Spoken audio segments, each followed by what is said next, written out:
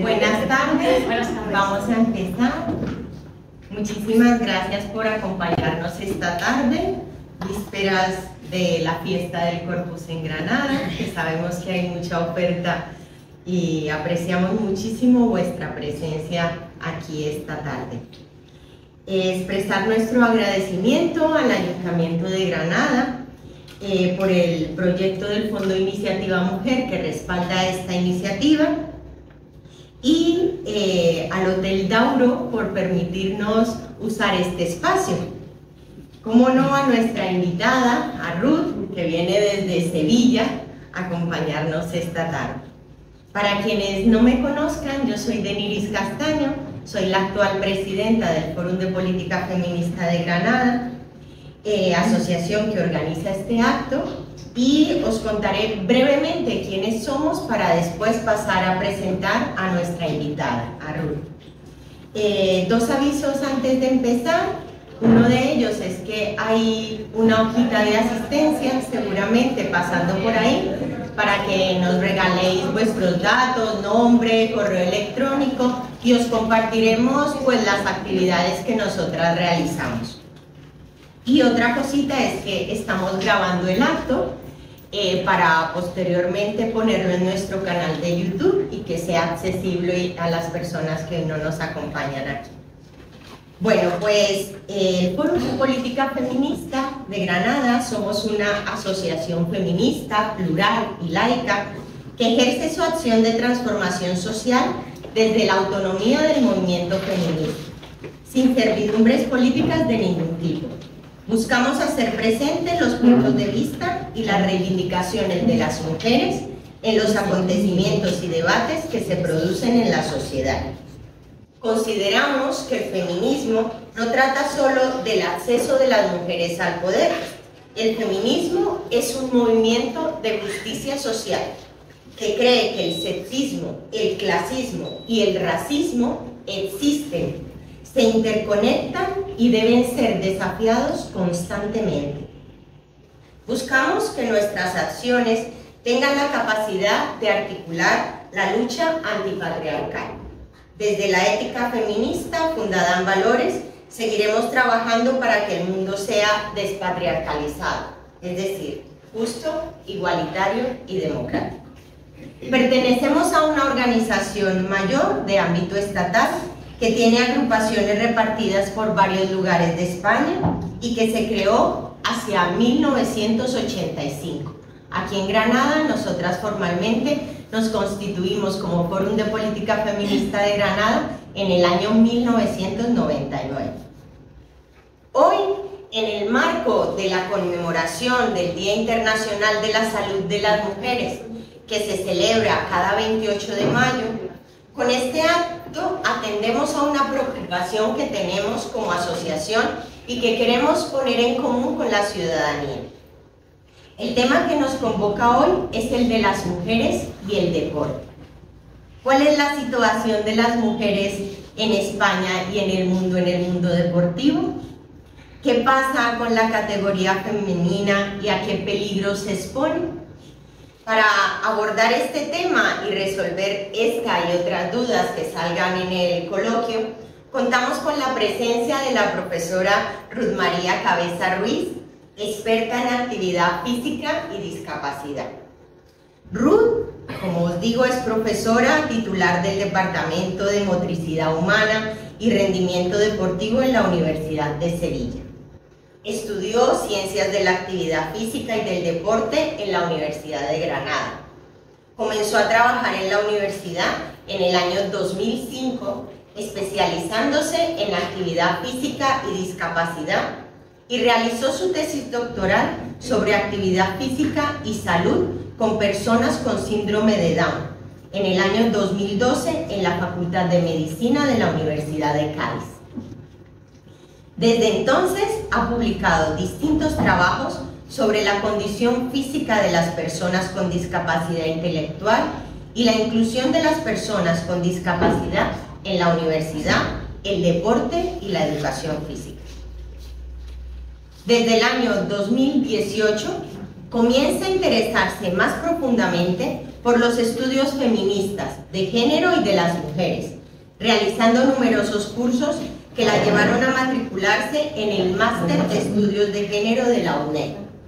Actualmente su investigación se relaciona con la violencia simbólica y sexual hacia las mujeres e infancia en el ámbito deportivo, así como en los factores que influyen en la participación de las mujeres y niñas en los distintos ámbitos del deporte y la educación física. Además, dirige un grupo de investigación, Feminae, Feminismo, Educación, Motricidad e Inclusión, y hace parte de Docentes Feministas por la Coeducación, EDOFENCO.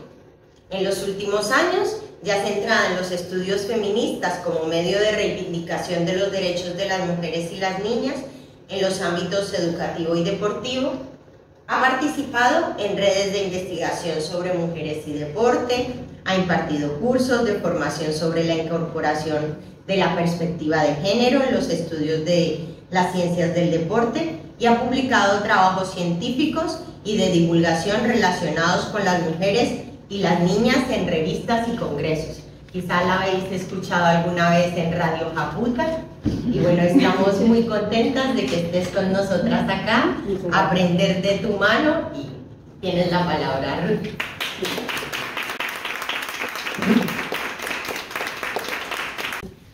Bueno, muchas gracias, Denise, por la presentación, gracias aquí a la compañera por la interpretación. Gracias por invitarme al foro de políticas feministas y también, como veo que el Ayuntamiento de Granada tiene algo que ver, pues le agradecemos y al hotel y a todo el mundo. Y por supuesto a vosotras por venir y a este chico que está aquí también con nosotros. Voy a hablar seguramente en femenino, ¿vale? Bueno, como ha dicho aquí la compañera, ya llevo mucho tiempo en la universidad, empecé además con educación física inclusiva, y de la inclusión llegué a las pedagogías críticas, y de las pedagogías críticas no hubo manera de escaparse del feminismo, vamos, yo estaba totalmente entregada, pero es verdad que son tres piezas que perfilan, digamos, mi acción pedagógica y también mi posición política en el mundo, incluyendo cuando doy clases. Cuando hablé con Denise para venir, y además ella se puso en contacto con la asociación, en la asociación somos dos compañeras de Ciencias del Deporte y la otra compañera es de Valencia y me dijo, ve tú que estás más cerca, digo, vaya, pues yo sin problema, yo voy. Y he centrado esta charla que vamos a tener concretamente en un tema que ya sabéis que es peliagudo, que está muy polarizado y que es el tema de la inclusión de las personas trans en las categorías, bueno, en las categorías en general, pero específicamente en la femenina.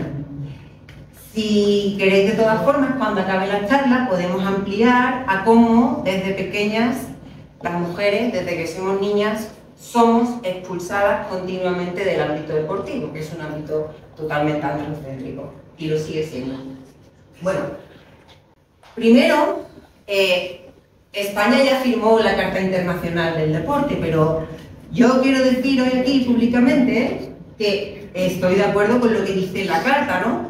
Todo ser humano tiene el derecho fundamental de realizar educación física, actividad física y deporte, en sus formas competitivas también, sin restricción alguna por sexo, etnia, origen, idioma, religión o cualquier otro factor. A veces se dice que las feministas no queremos que las personas trans hagan deporte. Y el problema es que lo que decimos es que, claro que sí, que tienen que hacer deporte, claro que sí, que tienen que acceder a las competiciones. Lo que problematizamos es que sea en la categoría femenina. ¿Por qué? Bueno, pues vamos a ir viendo qué factores influyen para que toméis vuestra propia decisión al respecto. Vale, entonces, ¿qué estamos haciendo aquí? Pues estamos ejerciendo nuestro derecho a debatir, a reflexionar, a proponer, a criticar, como ciudadanas españolas, haciendo nuestro ejercicio de libertad que tenemos, ¿no? Y eso es básicamente lo que hemos venido a hacer. No venimos a odiar, no venimos a culpar, veréis además durante la charla que yo no culpo para nada a las personas trans de esta situación, pero sí que nos resistimos a las imposiciones antidemocráticas y unilaterales que se están tomando en este sentido con respecto a la participación de varones biológicos en nuestras categorías. Entonces, he querido coger no las reflexiones que desde el feminismo ya se han dado para rebatir las argumentaciones, digamos, de las personas que están en el enfoque de la incorporación, sino que he cogido los argumentos que dan esas personas para intentar ver qué hay de cierto y qué no es tan cierto de esos argumentos. El primero es que las mujeres trans deben competir con las mujeres cis y los hombres trans con los hombres cis. Y empezamos con un lenguaje que nos han impuesto, ¿no? De repente, de momento nosotras somos mujeres cis, ya estamos un poco cansadas de que nos heterodesignes, y que además, bueno, pues esto lleva a una cosa más profunda. No es solo que hablemos este tipo de neolengua, sino lo que significa, ¿no? Para el generismo, una persona trans, en este caso un hombre trans, es un sujeto que siendo varón fue asignado erróneamente al nacer y que por tanto es una mujer, pero es un hombre. Y en el caso de la mujer trans, es un sujeto que siendo mujer, que habiendo nacido mujer, fue erróneamente asignado en el momento del nacimiento. Las palabras son importantes, y más en un patriarcado, porque patriarcado, ya sabemos todas lo que es, ¿no? Es un sistema global en el que la mayoría de los varones ejercen poder sobre la mayoría de las mujeres. Pero hay que tener en cuenta una cosa, es que son los varones los que tienen el poder de designar las cosas. Y las designan en función de sus intereses. Da igual que sean reales o no. Lo que importa es el interés que hay detrás. Entonces, yo voy a utilizar las palabras trans, hombre y mujer trans, porque es coloquialmente más fácil. Pero para mí, una persona trans, en este caso, una mujer trans, sería un varón que se identifica con lo femenino. Básicamente. Pero es un varón que se identifica con lo femenino. Es un varón que se autoidentifica mujer. Y un hombre trans será una mujer, para mí una hembra humana, que se identifica con lo masculino.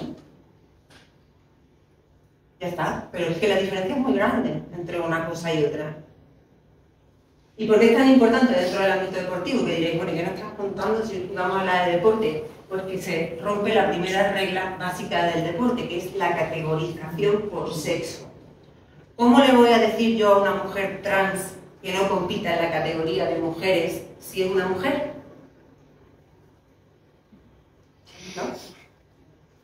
Como no podemos cambiar la realidad, hacemos una ficción con el lenguaje y de esa manera no hay posibilidades de dejar a las mujeres trans fuera de las categorías femeninas.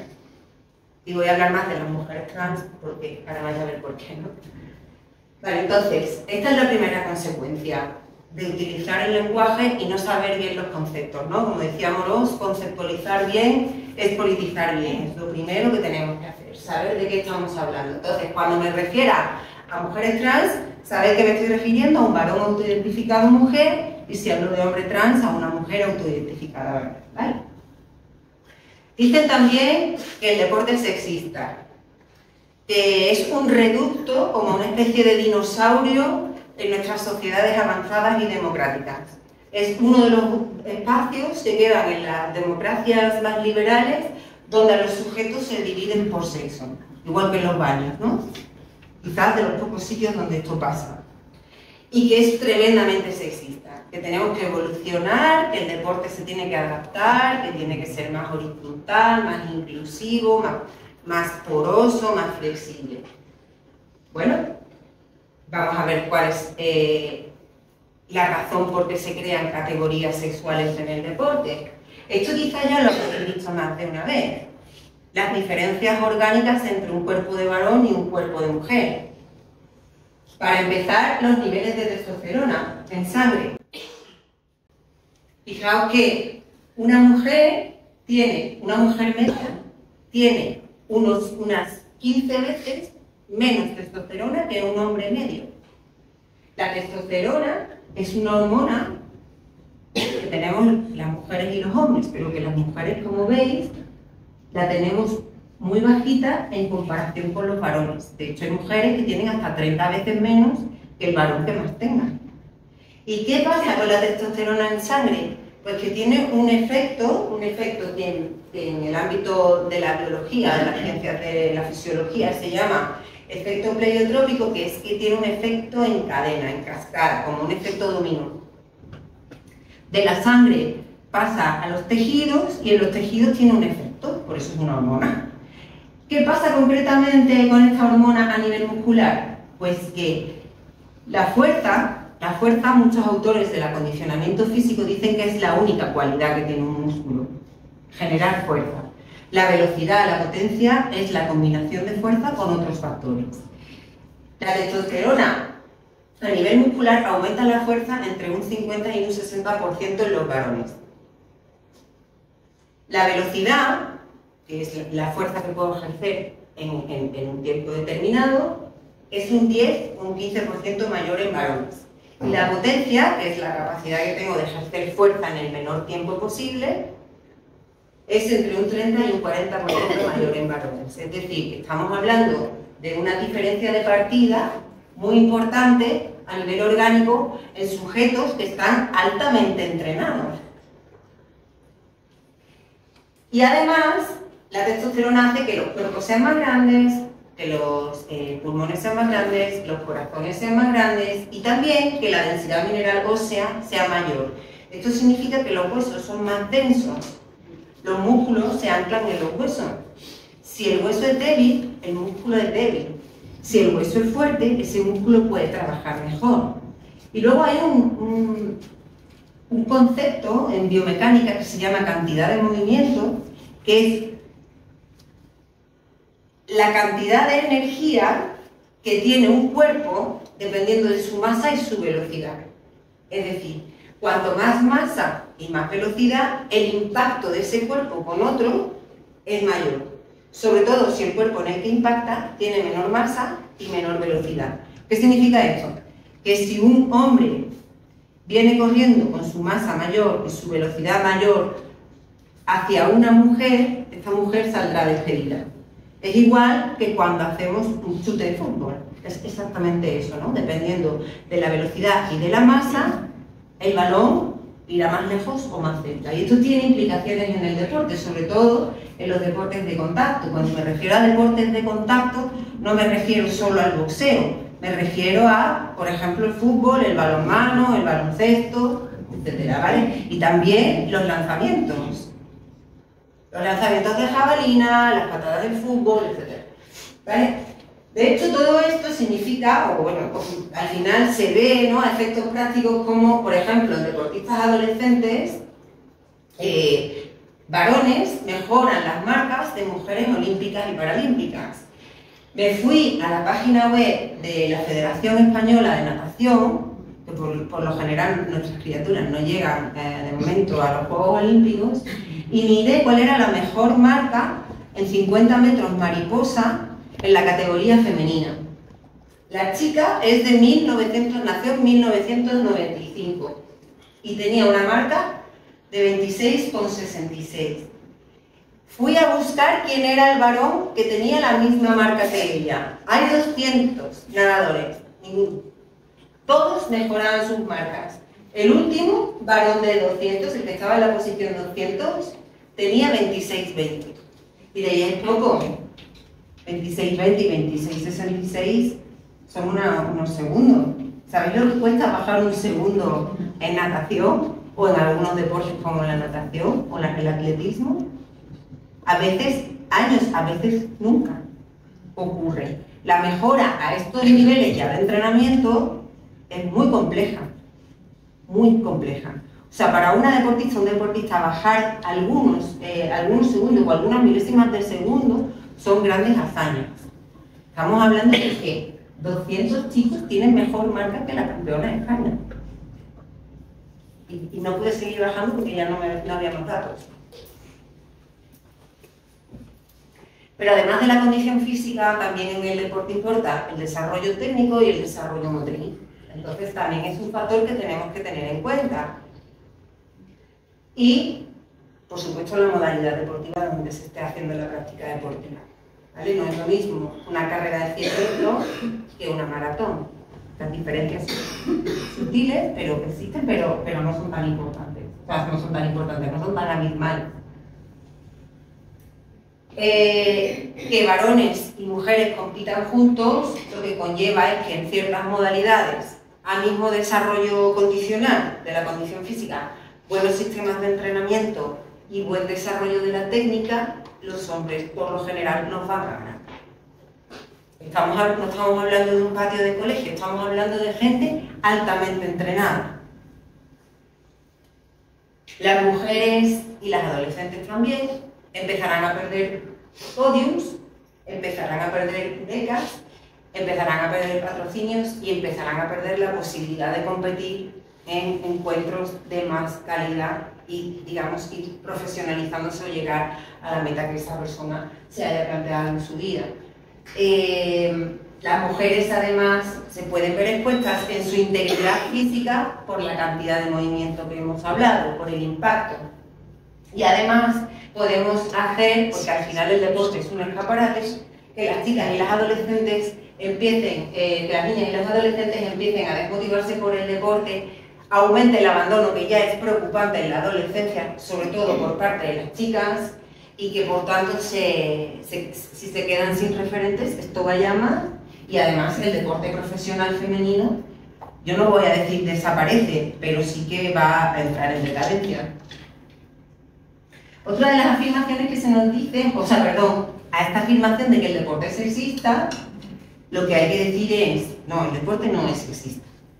El deporte trata de trabajar en equidad, de hecho una de las reglas del deporte es el fair play.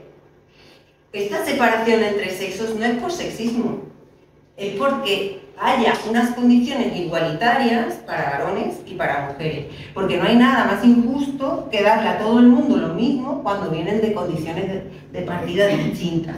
Entonces, lo que de verdad ayuda a la justicia, en este caso competitiva, es precisamente la equidad, y para eso se hacen las categorías. Otra de las afirmaciones, el deporte es elitista, es excluyente, se inventó hace mucho tiempo, las sociedades eran muy jerárquicas, ahora las sociedades son más horizontales, más democráticas. Este tipo de deporte tan elitista tiene que, cambiar. Bueno, ¿está bien? Muy bien, pero es que eso no es así. El deporte, según nuestra ley del deporte de 2022, es todo tipo de actividad que tenga por finalidad la mejora de la condición física, las relaciones sociales o el logro de resultados en competiciones en todos los niveles. Es decir, que el deporte no es solo competir. Si tú no quieres competir, no tienes que competir. Puedes ejercitarte para mejorar tu salud o tu condición física por cualquier motivo, o simplemente por echar una pachanguita con tus amigos los domingos. La competición es una opción, no una obligación. No podemos olvidar que el deporte lo crearon los hombres para ellos. Las mujeres no podíamos ni entrar de espectadoras en los Juegos Olímpicos griegos. Y luego Coubertin, ya casi en el siglo XX, llegó a decir que nosotras estábamos para ponerle las flores y los laureles a los atletas. Yo algunas veces pienso que llevaba razón, porque nos han dejado un poco para eso. Pero, claro, esto corresponde a la hermenéutica masculina. Estas reglas no las pusimos las mujeres. ¿Creéis que si las mujeres hubiéramos inventado el deporte, el lema sería más alto, más fuerte, más rápido, sabiendo nosotras que no somos ni las más fuertes, ni las más rápidas, ni las más fuertes? Y que el objetivo sea ganar. Ese es el deporte que conocemos. ¿Pero hay alternativas? Sí, claro. Y las personas con discapacidad no llevan mucha ventaja en esto. Esto es el Comité Olímpico Paralímpico Internacional, ¿vale? Y cómo se organiza con las diferentes asociaciones de deportes de personas con discapacidad. Pero fuera de los Juegos Paralímpicos hay otras dos competiciones en las que participan dos colectivos concretos. Por un lado, los Deaflympics, que son los Juegos Paralímpicos de las personas sordas, que no compiten en los Juegos Olímpicos, Paralímpicos, tienen sus propios juegos. Y luego hay otros juegos, los de Special Olympics, que son para personas con discapacidad intelectual y están basados en el objetivo de participar. No se trata de ganar. Todo el mundo, independientemente de su condición física y motriz, puede ir a hacer una especie de competición, unos juegos y llevarse su premio. ¿Queremos eso? ¿Vale? Claro. ¿Queremos eso? Muy bien. ¿Estamos dispuestos a decirle adiós a los Juegos Olímpicos? ¿Estamos dispuestos a decirle adiós a los Juegos Paralímpicos? ¿Al Mundial de Fútbol? No. ¿Lo hacemos? Sí. Esto es solo una opción. Si alguien no quiere competir con estas reglas, hay otras alternativas. Si lo queremos cargar deporte de competición, bueno, lo podemos debatir, yo no digo que no, pero que esto es lo que puede pasar. Entonces, ¿el deporte es elitista y excluyente? Claro. O todo el mundo es un deportista de alto nivel, o tiene capacidad o potencialidad para llegar a serlo. Pues no, pero es un espectáculo y nos gusta y lo queremos guardar, ¿no? Bueno, yo creo que sí, a mí. Además me cuesta mucho creer que esto que lo llevan hombres vaya a desaparecer, porque hasta el deporte femenino lo llevan hombres. O sea, que quiero decir, también hay intereses masculinos en el deporte femenino. Las personas trans no siempre ganan, esta es otra afirmación, ¿no? La biología no es el único factor, es verdad, las personas trans no siempre ganan. Hay competiciones en las que las mujeres trans no ganan. O sea que no es siempre que ganen. ¿Y por qué no ganan siempre? Bueno, podemos decir que todos los varones autoidentificados mujeres son superiores físicamente a las mujeres. Bueno, vamos a ver. La naturaleza es terca. Vamos a ver qué pasa. Nos podemos poner como podamos, como queramos y tener cada uno nuestra ideología y nuestra opinión. Pero vamos a ver qué dice la ciencia, ¿no? Que es como una especie de juez que viene aquí a poner paz y orden, ¿no? Bueno, los varones sometidos a tratamientos hormonales cruzados, es decir, que bloquean la segregación de testosterona y empiezan a tomar hormonas femeninas, después de 3 años de terapia, solo reducen un 5% sus niveles de fuerza. Y esto no lo digo yo, lo dice Joanna Harper, que es una investigadora trans de la Universidad de Manchester. Y lleva muchos estudios hechos, ella es fisióloga y lleva muchos estudios hechos, y en todos sus estudios sale lo mismo, por eso digo que la naturaleza es cerca, ¿vale? A misma edad, que es otro factor a tener en cuenta, al mismo nivel de habilidad y desarrollo técnico, las características corporales se van a imponer. Y por tanto los varones van a tener mejores resultados que las mujeres.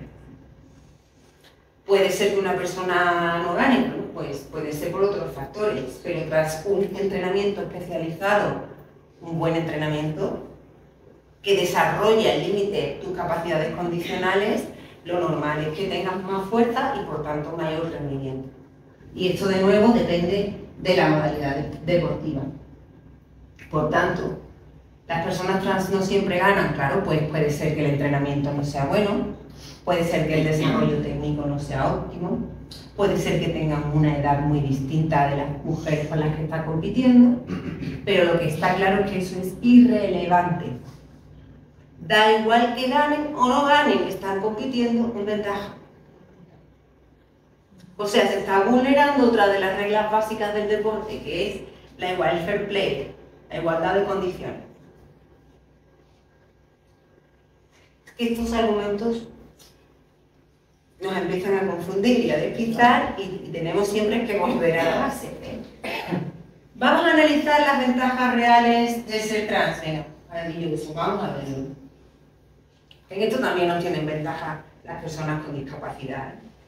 Las personas con discapacidad compiten en Juegos Paralímpicos desde hace mucho tiempo, pero oficialmente desde 1960 en Roma. Primero competían por categorías, las personas con deficiencias visuales y ciegas en una categoría, las personas en sillas de ruedas en otra y otro tipo de discapacidades físicas en otra. Pero ¿qué pasó? Que vieron que había personas con distintas discapacidades que tenían más o menos los mismos rendimientos. Y entonces pensaron que era posible, sobre todo para que hubiera afortunadamente no hay tanta, digo afortunadamente por las implicaciones que tiene en la salud y lo poco inclusivo que es el mundo, pero hay un porcentaje pequeño de personas con discapacidad y menos que sean deportistas y menos que hagan deporte de alto rendimiento. Entonces, ¿qué pasaba? Que no había categorías, no había suficientes deportistas para hacer unos juegos. Entonces, ¿qué pasó? Pues que dijeron, bueno, pues vamos a poner a personas cuyo rendimiento sea similar independientemente de sus condiciones de discapacidad, pero siempre en base a la investigación y a los análisis, no al tuntún. No al tuntún, ¿por qué? Porque aquí también se respeta el principio de igualdad de oportunidades. ¿Sabéis que no todas las personas con discapacidad pueden llegar a ser deportistas paralímpicos? No, hay discapacidades que no son elegibles. ¿Dice el Comité Olímpico Internacional con eso que esa persona no tiene discapacidad? No, lo que dice es que esa discapacidad no tiene efecto en el rendimiento y que por tanto puede competir en los Juegos Olímpicos. Por ejemplo, una persona con una sordera monolateral. Esa persona no tiene ningún problema en su desarrollo físico o digamos, las consecuencias de esa sordera, que puede a lo mejor implicar un poco de limitaciones en el equilibrio, no son tan importantes como para que su rendimiento se vea muy alterado. Pues no compiten, ¿vale? Incluso algunas formas de discapacidad física tampoco son elegibles y además depende de la modalidad deportiva. Es decir, para natación a lo mejor sí puedes ser deportista paralímpico, pero si tú eres futbolista, a lo mejor con tu discapacidad no puedes competir en fútbol. Y a lo mejor sí podrías hacerlo en natación. Y además, esto sirve no solo para seleccionar a personas que pueden competir, sino luego para las clasificaciones. ¿Sabéis que hay por qué hay tantas medallas en los Juegos Paralímpicos? Porque hay muchas competiciones distintas, porque la diversidad de la discapacidad es enorme, ¿vale? Bien, pues eso, diversidad, pero con criterio. Para llegar a las clasificaciones deportivas, las personas con discapacidad tienen que entregar sus informes médicos y pasar una serie de análisis por parte de médicos, de fisioterapeutas, de personal técnico especializado. Y además se les observa en competición. ¿Eso es patologizarlo? Ellos saben qué se hace para que la competición sea en igualdad de condiciones. Entonces, una vez que pasan esos procesos, se clasifican en una modalidad deportiva y en una clasificación concreta, ¿vale? Pero aún así, con todos esos estudios y toda esa investigación, el deporte paralímpico también se divide por categoría sexual. Mirad, os he traído los resultados de la primera mujer de distintas pruebas de atletismo, tanto de carrera como de concurso, ¿vale? Las categorías en función de la discapacidad, que las podéis ver aquí, ¿vale? Discapacidad visual, etc. Y aquí os he puesto los resultados del tercer puesto masculino. En todos los casos, el tercero supera a la primera. Lo que quiere decir que los 3 deportistas que llegaron primeros hubieran sido podium en la categoría femenina, si hubieran podido competir en la categoría femenina por criterios subjetivos. Y además aquí os he puesto los datos del primer hombre que hizo peor marca que la primera mujer. En el caso de los 100 metros para personas con discapacidad visual, el primer hombre que hizo una marca peor que la primera mujer estaba en el puesto 13º. En los 400 metros para personas con parálisis cerebral, el sexto. Pero es que el sexto tenía mejor marca. Pongo una rayita porque es que no había ningún deportista en la final que tuviera peor marca que la primera. Aquí el 10º. De 10, ninguno empeoraba. En la maratón, como os he dicho antes, veis las diferencias, bueno, son muy amplias, bajar 10 minutos de maratón es mucho, pero bueno. El 14º, el 7º, el 5º, el 11º. O sea, que digamos que en una final paralímpica casi todos los varones tienen mejores marcas que la primera compañera con la misma discapacidad en la misma prueba, pero en categoría femenina. No sé si conocéis este caso, que es un poco un caso práctico, ¿vale? Valentina Petrillo, que es una deportista trans italiana, varón, nacido varón, con 14 años, hace atletismo, con 14 años le entra una enfermedad ocular y al final eso genera una discapacidad visual. Y deja de entrenar. Se reincorpora a los 41 años al entrenamiento. ¿Vale? Ya en categoría T12, que es discapacidad visual leve, tiene el resto visual. Con 46 años, anuncia que es una mujer. Y empieza la terapia hormonal. Al año de la terapia, comienza a competir en categoría femenina. Comienza a competir en categoría femenina porque se lo permiten. ¿Está haciendo trampa? No. Las deportistas trans no están haciendo trampa, están compitiendo donde las dejan competir. Y no compiten donde no las dejan competir. ¿De acuerdo? Esto no es culpa de las personas trans.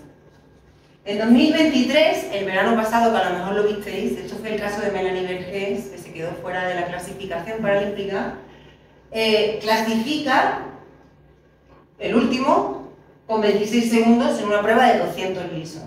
¿Vale? Atletismo. Con 51 años. Melanie Vergés se queda fuera con opciones para Juegos Paralímpicos porque compite con Petrillo y corre en 8 centésimas más. Con lo cual queda un poquitín por detrás. Ella tiene 33 años.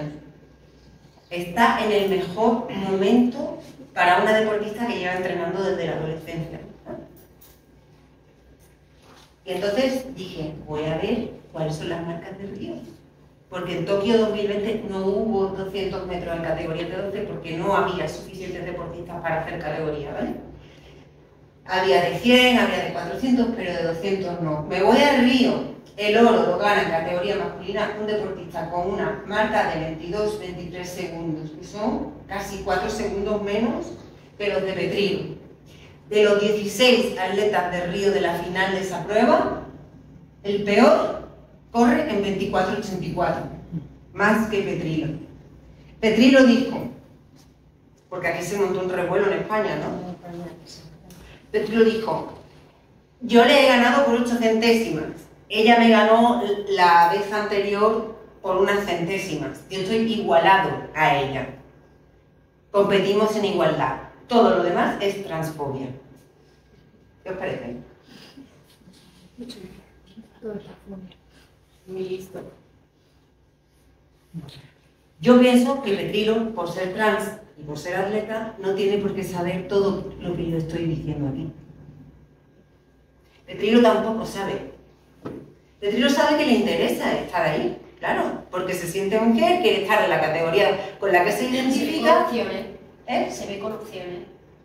Claro, claro, compite ahí y yo lo entiendo, ¿eh? Si yo fuera Petrillo lo haría.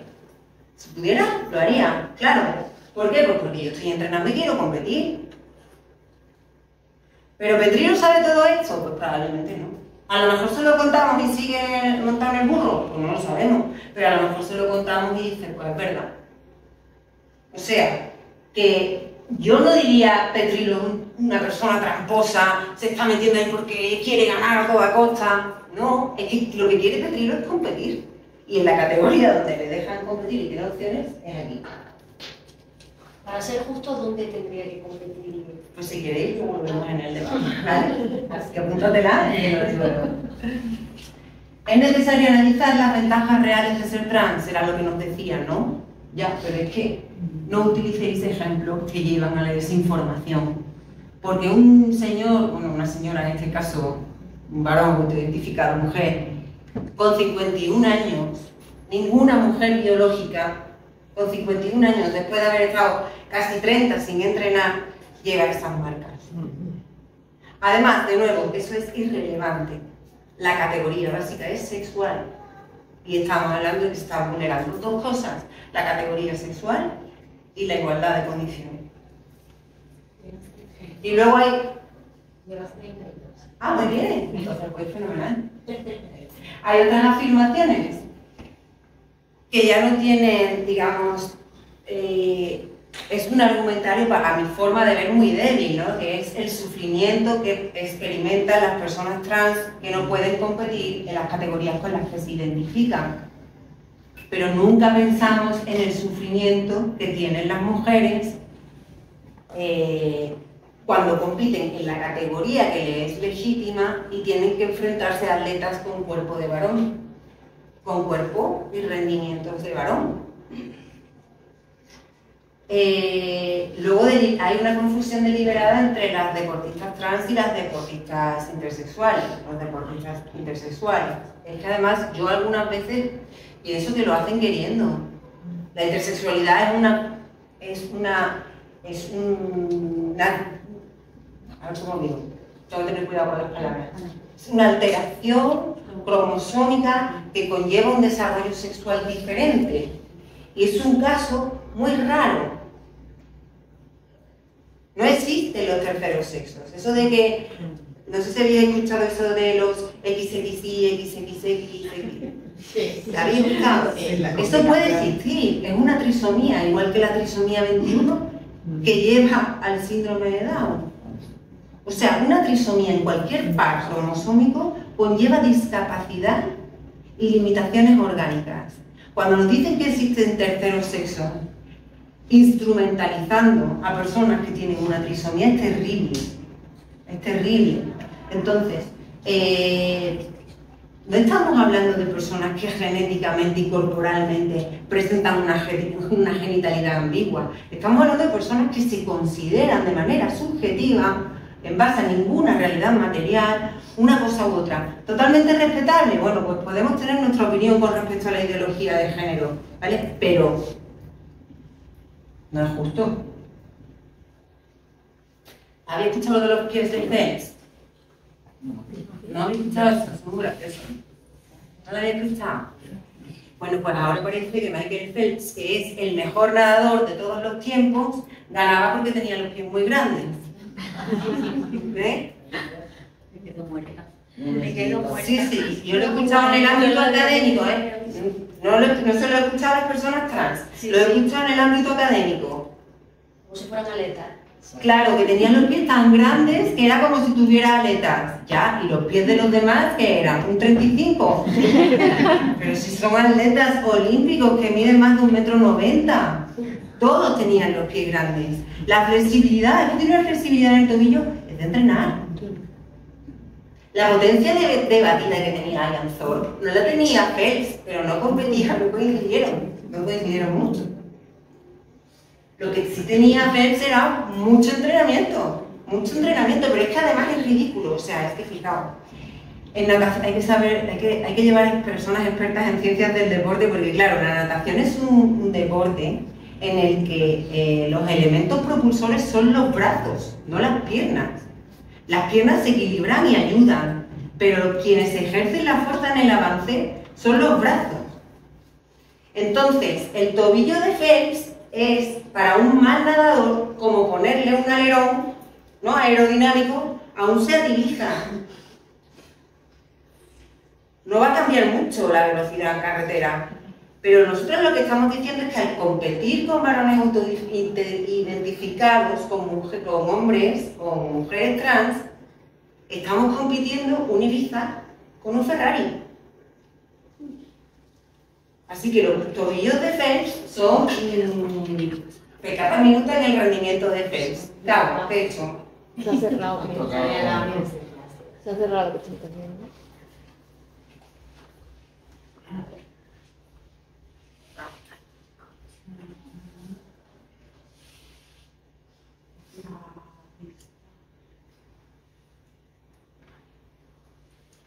Pero ya voy a ir acabando. Os digo unas propuestas, ¿no?, que estaba presentando aquí la compañera. ¿Qué pienso yo? Pues yo pienso que las personas trans también tienen derecho a competir en categorías que sean justas para ellas. Porque las mujeres trans se están hormonando y su rendimiento disminuye, con lo cual competir en categorías masculinas tampoco les permite nunca llegar a ganar. Podrían competir en categorías propias para personas trans, que parece que no gusta mucho la idea, pero yo no la veo inviable, no la veo inviable. Podrían competir en las categorías masculinas, aún más dependiendo del deporte. Por ejemplo, Yaya Saelúa compite en categoría masculina. ¿En qué deporte? Fútbol. En deportes colectivos, esa disminución de la capacidad de rendimiento pasa más desapercibida porque es un trabajo en equipo. Y compite en categorías masculinas. Bueno, ya sabéis que hay personas que se autodefinen no binarias. Pues si es un varón, pues compites también en categorías masculinas. Y luego, bueno, pues se podría ver una categoría abierta o una categoría mixta. ¿Sí? Y cuando hay género fluido que va cambiando, Igual, depende del sexo biológico. que ¿Qué aquí tenemos... bueno. ¿Qué sexo biológico tiene? Pues ahí mirad, ¿no? Esa categoría. Los hombres trans, estos dos concretamente compiten en categoría femenina, porque no se hormonan, o no lo hacían hasta que empezaron a hormonarse, porque claro, las mujeres que se hormonan con testosterona también mejoran su rendimiento, con lo cual tampoco están compitiendo en igualdad con las mujeres que no se hormonan, ¿vale? También podrían competir con los hombres, no van a tener muchas opciones, pero bueno, no están en ventaja. Yo creo que no deberían, que también deberían tener su categoría propia para tener posibilidades de llegar a medalla, pero bueno, desde luego lo que no deben es competir con las mujeres. Y luego evitar el fraude, porque claro, y esto no lo digo yo, esto sí se lo he escuchado a personas trans. Bueno, ¿y qué vais a hacer cuando hagamos el passing? Digo, pues eso sí que es hacer trampas, eso sí, porque estáis engañando. ¿Qué es eso? El passing es cuando una persona ha transicionado y sus características físicas son tan similares a las de un varón o las de una mujer que tú no sabes detectar que es trans. Perdón que no lo he explicado, creo que es eso, ¿no? Entonces se puede presentar a una categoría diciendo que es mujer siendo un varón o diciendo que es un varón siendo mujer, pero en ese caso no habría problema porque los varones siempre van por delante. Me da mucho coraje, pero es así. Encontraremos varones biológicos, ya para ir cerrando, en las categorías femeninas, lo que vulnera las reglas, no las personas trans vulneran las reglas. Las reglas se vulneran a sí mismas haciendo esto, y el fair play. Las categorías por sexo no tendrán sentido. Si es por una cuestión subjetiva, pues entonces que cada uno, que esa posibilidad la tenga todo el mundo. No solo unos, ¿no? Que las tenga todo el mundo. Excepto los varones biológicos, todos los demás grupos, mujeres trans, hombres trans y mujeres, se ven comprometidos de alguna manera.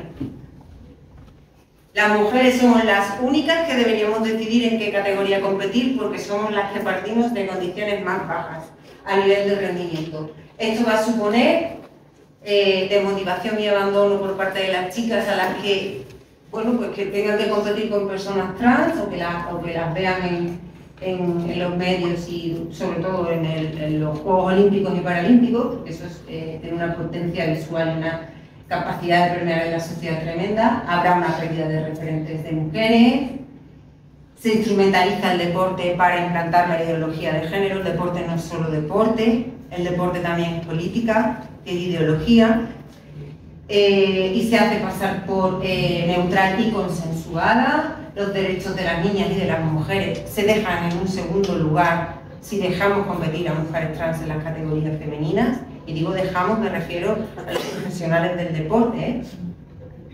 La vertiente formativa del deporte, el deporte también es una herramienta educativa, mandaría el mensaje de que todo es subjetivo, de que no está basada en la ciencia, de que no hay unos criterios estables, y así, bueno, pues habrá repercusiones en la educación. Y por último, y a mí me parece más preocupante de todo, el miedo a hablar y a exponer opiniones al respecto de esta situación. En la academia también está pasando. A veces que andar con mucho cuidado con lo que digo con algunas compañeras, porque no sé, porque el debate está tan polarizado que parece que estás a favor o en contra, no hay términos intermedios ni posibilidad de debatir, y entonces pues está el ambiente muy crispado, y eso conlleva al odio hacia las mujeres y al odio hacia las personas trans. Y yo creo que, bueno, creo no, estoy totalmente segura, los responsables de que esto esté pasando están ganando mucho dinero con el deporte. Y no están haciendo lo que tendrían que hacer.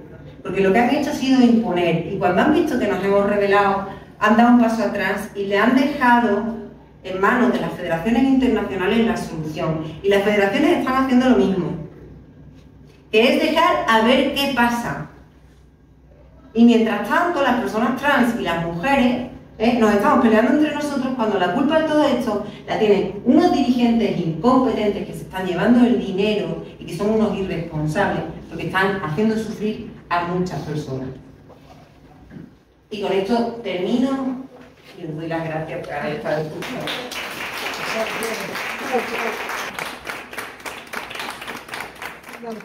Muchísimas gracias, Ruth. Gracias por tu claridad y por esta clase que nos has dado en ciencias del deporte.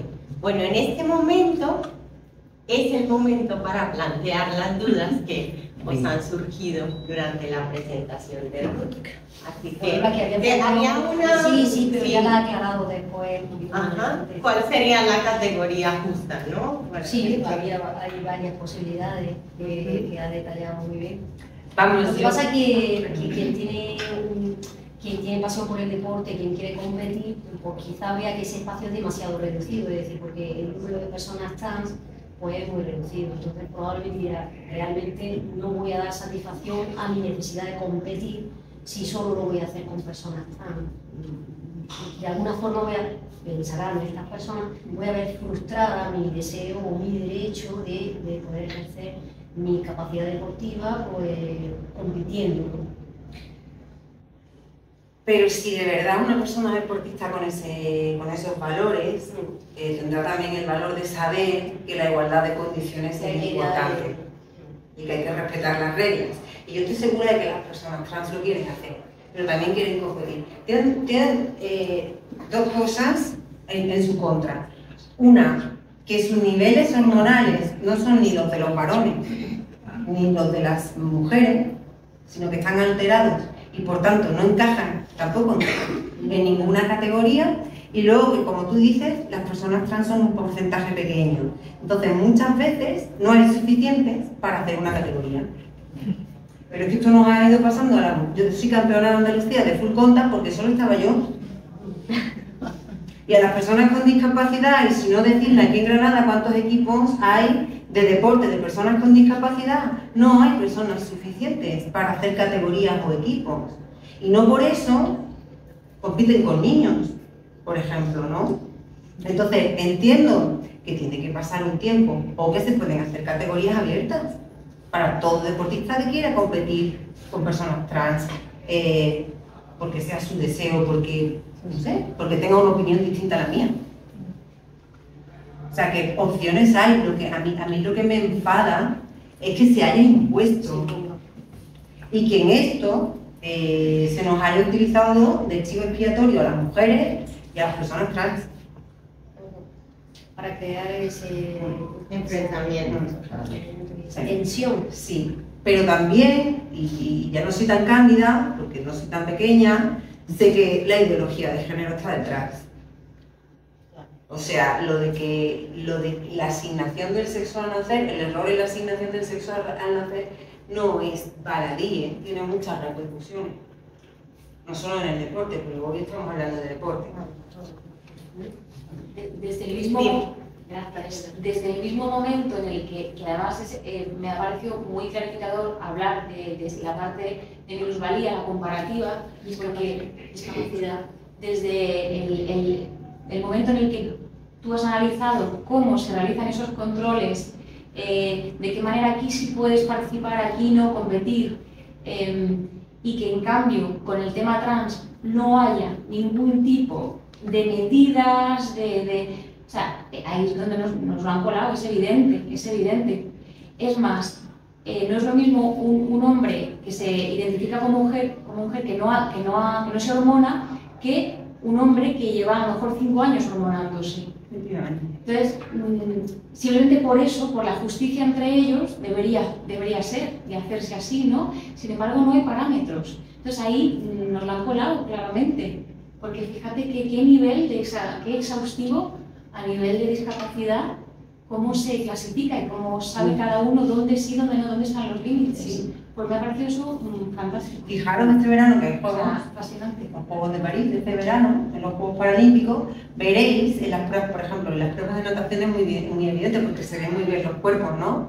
En los trajes de baño. Cómo compiten mujeres de baja estatura, con mujeres con una amputación transfemoral, con una que tenga doble amputación, con otra con parálisis cerebral, con otra que a lo mejor tiene una falta de desarrollo del miembro superior, y todas compiten en la misma clasificación. ¿Por qué? Porque han pasado todos estos exámenes y todas estas pruebas.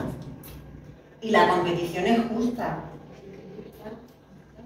Si el movimiento paralímpico tiene dinero para eso y recursos, ¿cómo no lo va a tener el movimiento olímpico? Claro. Yo tengo... Bueno, sí. Hay 3. Entonces, Meli, también habías levantado la mano, ¿no?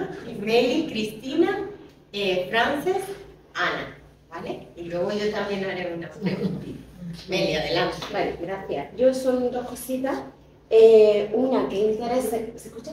¿Qué intereses hay detrás de todo esto? Porque como estás diciendo ahora mismo, si el Comité Paralímpico tiene dinero, ¿cómo no lo va a tener? Entonces, ¿cuáles son los intereses para no tener estas categorías, estos criterios, igual que se han hecho?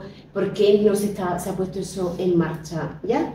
¿Qué hay detrás, no? Y si tú crees que va a haber un cambio al respecto, porque es verdad que ya, sobre todo en las naciones inglesas, americanas y tal, se está empezando un poco a cambiar, y las deportistas además están empezando a reivindicar que qué está pasando y que no van a competir, y de hecho se están yendo de competiciones con hombres, están diciendo que no. Incluso la campeona en dardo ha dicho que ella no compite contra un hombre, pues lo que tú decías, ¿no? El impulso, o sea, eso no.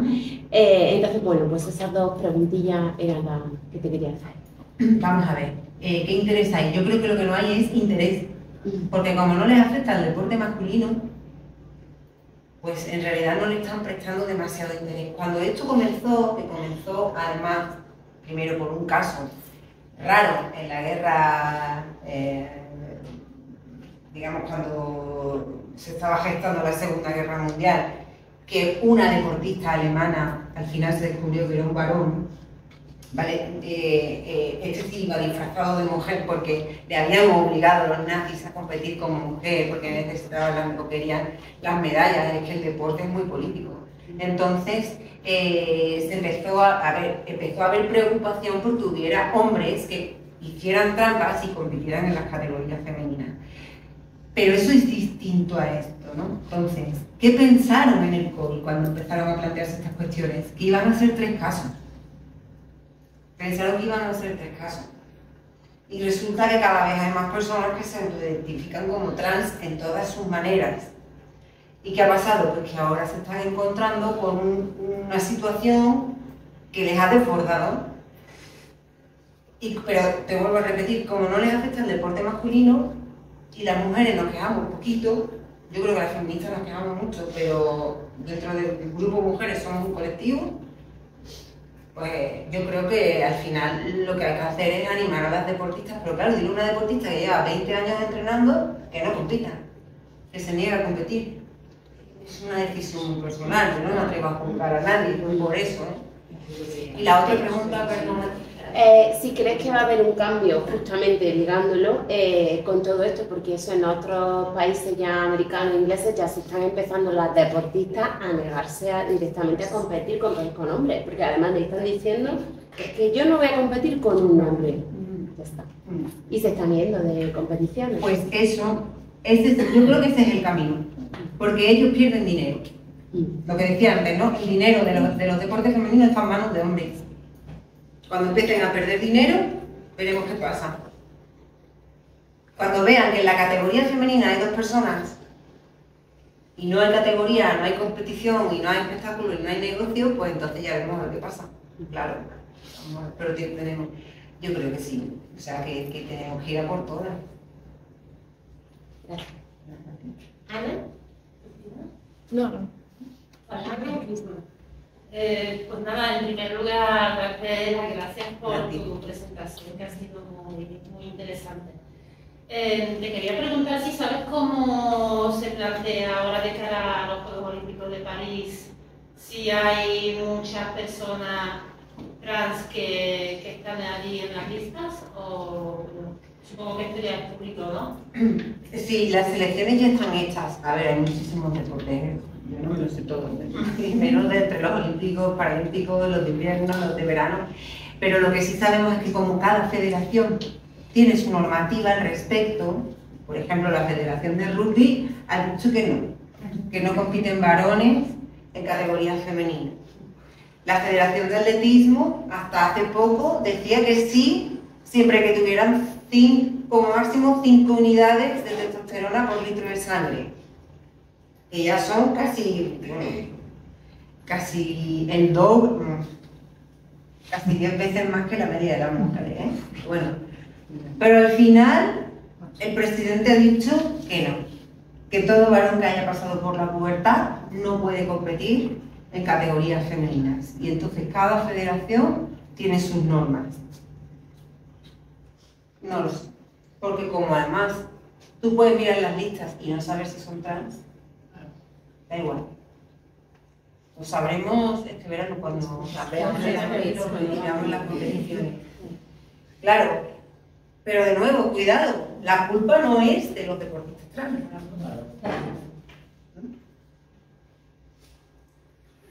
Bueno, Cristina, no, Frances. Tengo dos cosas. Primero, es un error llamar a los hombres a las mujeres, siempre. No son mujeres en nada. Y también no hay problema con las mujeres que quieren entrar en los deportes masculinos, porque siempre no tienen suerte de ganar. Cuando entrenamiento tienen, no pueden. No hay problema. Porque es muy importante que los hombres entran en los espacios femeninos por validación, por las mujeres y por otra cosa también. Y estoy muy preocupada por las jóvenes que entran en el deporte y se ven como está, y estoy muy preocupada.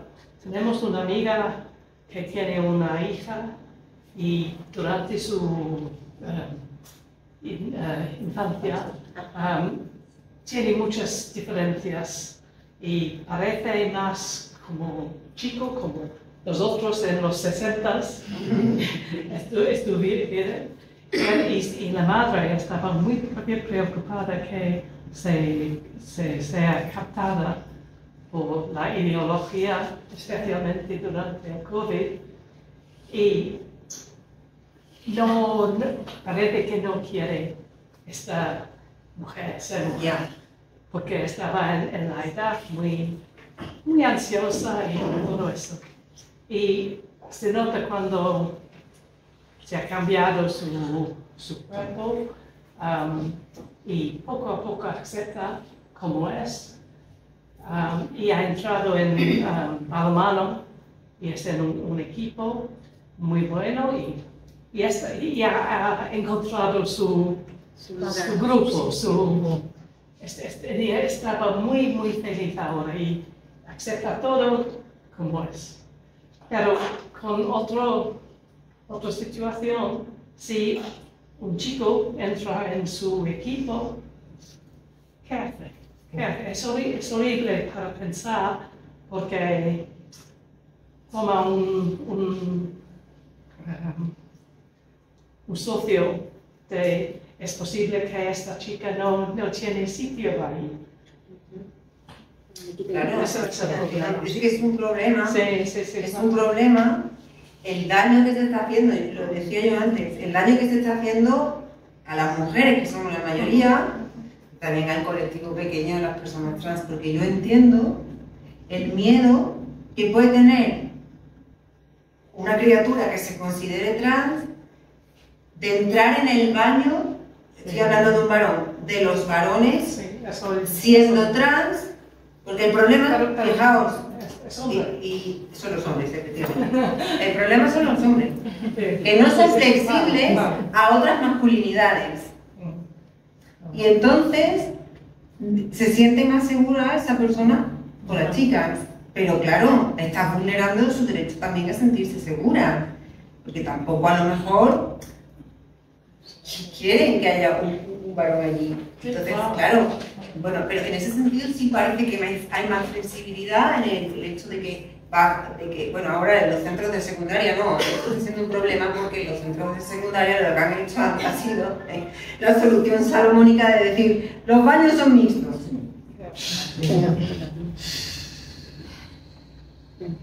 Claro, pero en los centros deportivos, en lo que está ocurriendo, lo que se está tendiendo es hacer un baño mixto, libre, digamos.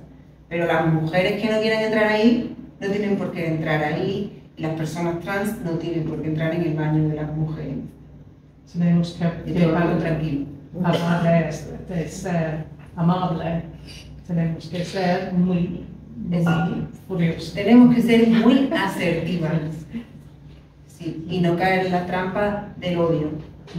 Porque al final, es que, de verdad, esto pasa como con la ley trans, es igual, ¿no? Esto deja la puerta abierta a mucha gente tramposa, cuando digo gente, dígase hombre, ¿vale? Mucha gente tramposa que puede entrar por ahí aprovechándose de unos derechos que se les ha dado a un colectivo y que trampeen también eso y entren en los baños, en las categorías, etc. ¿Va a ser un porcentaje pequeño? Eso no lo sabemos. Y eso hay que perjudicar a las mujeres y a las personas trans. De hecho, esa era la cuestión que yo te iba a plantear, porque dijiste, bueno, estamos dispuestos a que se acabe el deporte de competición, nos imaginamos en que haya un mundial de fútbol o unos Juegos Olímpicos, y yo creo que eso no está en entredicho. El deporte de competición masculino no está en riesgo, no pasa nada, no pisa ningún gallo, no está en juego, no se habla. Los hombres trans no son un peligro para los varones que compiten en categorías masculinas. En realidad, lo que nosotras queríamos expresar esta preocupación porque la categoría femenina es reciente y es una reivindicación de las mujeres y ha sido una lucha.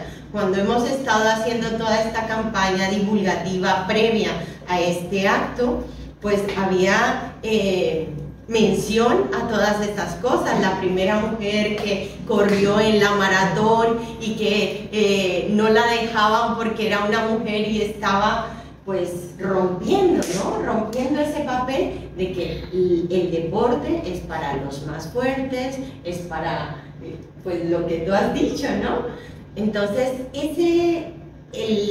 la categoría deportiva femenina ha sido una reivindicación y una lucha que han hecho muchas mujeres en la historia. Y ahora mismo, por muchos intereses que se cruzan, pues está en peligro. Claro que sí, la masculina no. Yo creo que eso está fuera de claro, el hecho de que las mujeres estemos en el deporte es gracias a la lucha feminista, de hecho es un logro feminista. Esto es una sacudida fuerte, claro que sí. Y estamos hablando de las que son más visibles, pero lo que hay abajo es terrorífico, ¿eh? O sea, el profesorado de educación física, los temarios que se dan en primaria y secundaria, los que se dan en los grados de ciencias del deporte, los grupos de investigación, es todo androcéntrico, todo. O sea, que las que llegan ahí son la resistencia, porque han ido superando barrera tras barrera, tras barrera, tras barrera. Y que nos pongan esta barrera adicional a la que ya tenemos, es como ya... Yo creo de todas formas que el deporte es una de las cosas que va a hacer que la gente vea muy clara la situación, o es donde más claro se ve. Porque es donde más se mide. Claro, es que es el cuerpo lo que estamos hablando de, estamos compitiendo las personas con sus cuerpos. ¿Y ya tenías otra? Yo te quería preguntar, ya sabemos más o menos en qué deportes se han ido introduciendo los hombres trans, ¿no? Vamos a empezar de ahí abajo, ¿no? De los niños, yo no sé cómo está ahora en el tema educativo, pero ¿hay algún deporte que todavía no se haya introducido el hombre en un deporte femenino? Yo te pongo, por ejemplo, la gimnasia rítmica. Siempre ha sido única y exclusivamente femenina, y ahora ya hay niños. Entonces, ¿hay algún deporte que todavía esté libre de chicos o niños o adolescentes que estén compitiendo con niñas o que estén ejerciendo el deporte o practicando el deporte con niñas? A nivel escolar, seguramente los equipos sean mixtos. A nivel escolar, ¿eh? Claro, te lo digo porque hubo una competición hace poco, bueno, en el final del curso, lo típico de la gimnasia rítmica, y entonces los niños que compitieron, bueno, que hicieron la exhibición, porque no era una competición, era una exhibición, se les notaba que no llegaba. Las niñas son mucho más flexibles, tienen otra estética a la hora de los saltos y de las piruetas que hacen los niños, ¿no? Pero los niños, lógicamente, se les notaba, pero claro, ¿cuánto tiempo hace que se han introducido los niños en la gimnasia rítmica?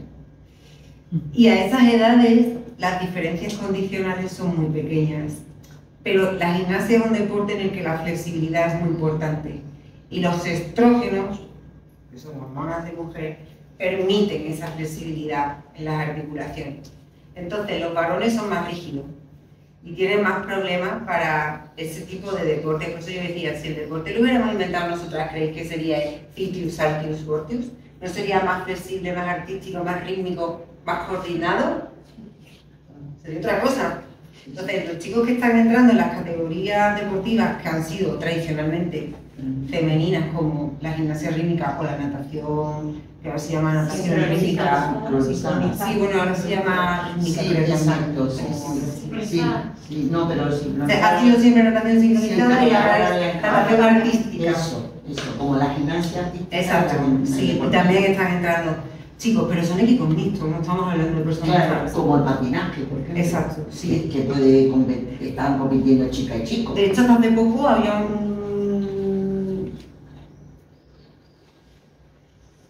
un hombre autoidentificado mujer, que su aspecto era de hombre, pero que se autodefinía mujer y competía con su pareja mujer, bueno, se definía como no binario, y competía con su pareja mujer en patinaje sobre hielo. Es que a veces es muy complicado escribirlo. Y competía en categoría masculina. ¿Hay está transgrediendo alguna regla? No. Los chicos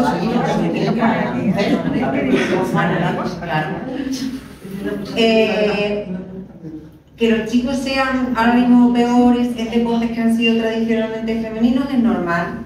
Claro, hay que darle tiempo de práctica, hay que darle también tiempo a las entrenadoras y los entrenadores a aprender las técnicas que mejor funcionan con los varones, porque hasta ahora solo conocemos las que funcionan con las chicas. Ya se verá, hay que eso tiempo para ver. Pero bueno, claro, no hay problema, equipos mixtos. ¿Y otra pregunta?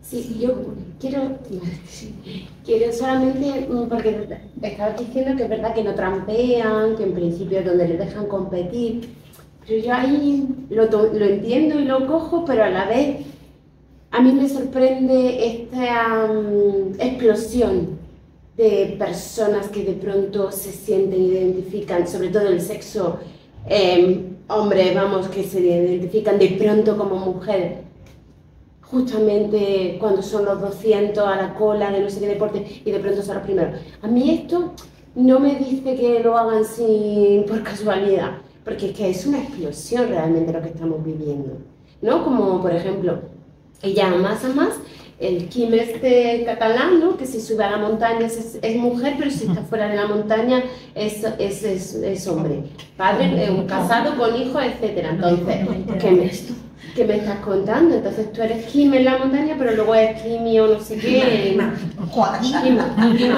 es Quima. Entonces, si hay trampa, hay mucha, ¿no? Porque esto... Claro, hay casos tramposos, sí. Claro. Pero mucho, porque claro, pero el reglamento. No, el reglamento, claro. Volvemos al mismo. Sí, sí. ¿Quién ha hecho ese reglamento? Ya. Teniendo en cuenta pero yo creo que muchos que lo están haciendo lo saben. ¿Tú piensas que muchos están trampeando? Hombre. Me conviene. Claro, pero perjudican a todo el mundo. Sí, sí. Mira el caso de Rubiales con el equipo femenino. La primera vez que son campeonas, que no sé quién le constituye, la que se montó por el dichoso besito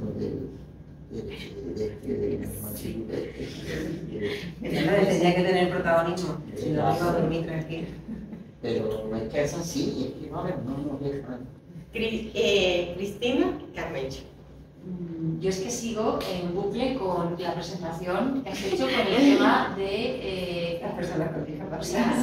No, es que me parece, primero por mi ignorancia, así de claro, segundo porque se ha utilizado de una manera tan horrible y asquerosa la palabra transfobia, ¿no?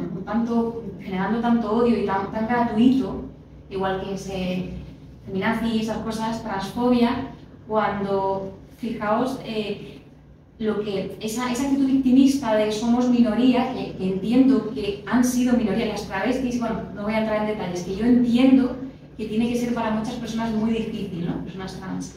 Ahora estamos hablando de personas con discapacidad que no lo tienen fácil, podrían victimizarse muchísimo y miran todo lo que tienen que pasar y demostrar. Y son más. Muchos más. Claro. Entonces, me parece un argumento tan potente, tan realista, tan objetivo para desmontar todo este rollo de transfobia, que para mí no es más que uno de los factores más grandes es la misoginia, que viene, y esto se ha generado en la academia de la atmósfera, y lo sabemos que viene desde ahí, y luego instrumentalizado y politizado, bueno, desde el principio, pero que le pega tan en la boca, o sea, desmonta tanto. Eso de la transfobia, lo transfobas que somos simplemente porque estamos diciendo, pero ¿qué está pasando? O sea, gracias, ignorancia la mía, y me parece fascinante cómo se puede hacer. Te voy a decir una cosa más, para que veáis hasta qué punto es exhaustiva los sistemas de clasificación en el deporte de las personas con discapacidad. Tú puedes ser olímpica en unos juegos y quedarte fuera de los criterios de elegibilidad en los siguientes. No porque tu discapacidad haya mejorado o empeorado, no, sino porque se ha detectado por estudios que hay cierta ventaja y te puedes quedar fuera. Y eso los deportistas con discapacidad, las deportistas con discapacidad lo saben, porque esos criterios cambian cada 4 años, o sea, los van actualizando cada 4 años. O sea, que si hay recursos para eso... Patologizar, sino a buscar la idealidad. Vamos, hasta el último. Claro, además quiero decir, cuando digo si hay recursos para eso, no me refiero a si hay recursos para personas con discapacidad. No me refiero a eso. Me refiero a que la diversidad de la discapacidad es tan grande. ¿Ya hay recursos para eso? ¿Cómo no lo va a haber en las cuestiones de diversidad sexual? Que son 3 cosas. Claro, si me permites, sí. Lo que pasa es que también el tema de la despatologización se utiliza según convenga. De una manera muy interesada. Es muy interesada y también es de una manera confusa deliberadamente. Es decir, eso es patologizar, someternos a ciertas pruebas, pero en cambio eso no aplica para ir a la sanidad pública y pedir las hormonas cruzadas, ahí no hay patologización, o sea, entonces es un criterio que es interesante, obviamente, que no se utiliza con criterio, sino que se utiliza pues interesadamente según convenga a la parte. Hace unos años, antes para evitar, antes de todo esto de la cuestión trans, para evitar que varones entraran en las categorías femeninas y se hicieran pasar por mujeres, se le hacían reconocimientos a las mujeres cuando había sospecha. Y las mujeres no se sentían patologizadas ni invadidas porque sabían que eran por su bien. Entonces, es que hay pieles muy finas, me da a mí la sensación, pero bueno, es mi sensación. Carmen, sí, yo quería retomar esto en el ámbito de la educación, ¿no? Por ejemplo, en la carrera, o el grado, como se llame, hay temarios donde se aborde este tema. Claro, para que luego vaya a ejercer, ¿no? Dentro de las ciencias del deporte, vaya a ejercer luego como profe, ¿no? De educación física, que es como lo solemos conocer. Y si te han llegado casos que haya podido haber conflictos o profesores, ¿y ahora qué hago? ¿Cómo hago? Porque desde mi equipo que estoy entrenando del cole o del instituto de voleibol pasa esto, que hay un chico que se identifica tal, quiere jugar en el equipo. No sé si está pasando, cómo está pasando, si os han dado herramientas para abordarlo, porque desde luego en el modelo escolar tiene muchísimas fisuras, que no sé si se está practicando, solo sé que en Navarra, pero... No sé por dónde empezar. ¿Ya? No, a ver, porque, ¿sabes? No sé. Sí, no, pero la pregunta es muy buena. Sí, pues te iba a decir, pues ya otra cosa. No, por ejemplo, en la ley de autodeterminación del sexo registral, o sea, no tienes como que transicionar, ni hormonarte, ni operarte, simplemente tu voluntad de decir que eres hombre o eres mujer, ya la tienes, ¿no? Eso es la ley. Eso es la ley. Sí, claro, y si lo cuestionas es un delito de odio. Entonces, si tú lo tienes en tu DNI o donde sea y vas a competir sin haber cambiado nada, puedes entrar, ¿no?, en los vestuarios de femenino. Todo esto. En algunas comunidades autónomas incluso sin el DNI. Sin el DNI. Solo diciendo que te identificas, sí. Sí. Que a priori no tendría por qué pasar nada y ser todo el mundo respetuoso, pero en edades puberes, donde estamos con las hormonas, pero puede haber mujeres que no quieran. O sea, claro, a lo mejor hay víctimas de violencia sexual que no son pocas y no quieren. Bueno, yo sé que está pasando en recursos de violencia de género y violencia sexual, que están teniendo que compartir los espacios y es tremendo. Sí. Bueno, la población más vulnerable que esa, que las mujeres víctimas de violencia. Sí. Pero vamos, viva lo del cole, que es como lo más mayoritario, ¿no? Pues mira, te voy a contar. En los grados de ciencias de la actividad física no hay asignaturas de mujeres. Pero además, bajo mi punto de vista, y esto es mi opinión, no debería. Porque las mujeres deberíamos ser tratadas en todas las asignaturas. Y no como una anécdota o como una anomalía o como un colectivo. Asignatura de historia, hablar de mujeres.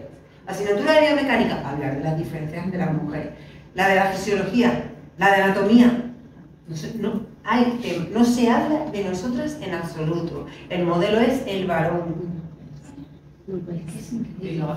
En todas las materias. Yo ahora tengo concebido un proyecto de investigación precisamente para analizar eso, ¿no? Entonces, los estudiantes y las estudiantes, que cada vez tenemos menos, no llegamos a un 18% de mujeres en los grados, me extraña, ¿vale? Porque todo es fútbol y entrenamiento. Entonces, resulta que los estudiantes salen como profesionales sin saber cómo tratar a las mujeres y a las niñas, porque en la asignatura de didáctica o de enseñanza de la educación física tampoco se habla de coeducación y mucho menos de estas cuestiones. Vale, entonces, el profesorado llega a los centros sin saber nada de nada. Pero no solo de mujeres, de personas con discapacidad tampoco. Las asignaturas han sido optativas y ahora se están empezando a hacer obligatorias. Con lo que, a lo que voy es que nuestra situación es peor que la de las personas con discapacidad. Porque por lo menos ellas tienen una asignatura, o dos en algunos casos. Nosotras, la mayoría de los grados, no tienen. Pero ahora te voy a decir una cosa peor todavía. En los grados de educación primaria, el profesorado que va a dar clase en los coles, en la escuela, tampoco tienen formación ni en coeducación ni en educación inclusiva de personas con discapacidad, ¿eh? Nada. Con lo cual tratan a todo el mundo, como ellos dicen, como personas, es decir, como hombres sin discapacidad. Esta es la realidad. En el ámbito federativo, la formación a los técnicos deportivos, ¿tú crees que va a tener coeducación e inclusión? Pues los entrenadores y las entrenadoras que llegan luego a los patios, a las pistas, a los pabellones, nada. Es que he hablado de equipos de rugby femenino universitario donde han metido chicos identificados como chicas y ha habido unas lesiones. Están habiendo. Pero hay chicas que están de acuerdo. Yo se lo digo más en voleibol porque les da ventaja con el otro equipo, ¿no? Pero claro, que te toque a ti que seas el equipo contrario, porque el rugby, más de contacto. Pero, por ejemplo, el rugby, a ver, a nivel federativo ya no se permite. Sí, pero a nivel de la ley trans sí le permite, por ejemplo, entrar en los baños y en los entrenamientos puede estar. Claro. Sí, en la competición no. Pero yo conozco a personas que no les importa y que me han llamado TELFA por cuestionarios, claro que sí. Me han llamado TELFA. Claro, y si eres del otro equipo, pero porque no eres el otro equipo, ¿no? No eres el otro equipo que es el que puede salir lastimado, ¿no? De un choque así, por lo que comentabas del... Bueno, pues será. Claro, sí, la de la cantidad de movimientos, sí. Sí, efectivamente, claro. Pero es que las propias deportistas tienen miedo a denunciar esas cosas. Porque y en sus propios equipos hay chicas que no les parece mal y entonces las señalan también como transfugas. Con lo cual pues decía que hay miedo a hablar y hay odio. Entonces, si no hablamos, pues parece que no pasa nada. Claro. Es que cuando ya tienes aprobada una legislación que simplemente por el hecho de poner en duda estás haciendo un delito de odio, pues obviamente estás haciendo una ley mordaza. Estás haciendo una ley mordaza.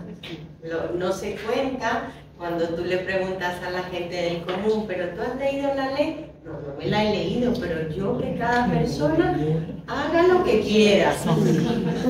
Ese es el mantra, ¿no? Porque a nadie nos gusta sentirnos discriminando a personas, haciendo daño. Entonces eso es fácil. Y menos y además los medios de comunicación han hecho un trabajo muy potente y en la industria cultural. Entonces es lo que tenemos. Yo si me permites expresar lo que pienso, yo pienso que la realidad es muy tosuda.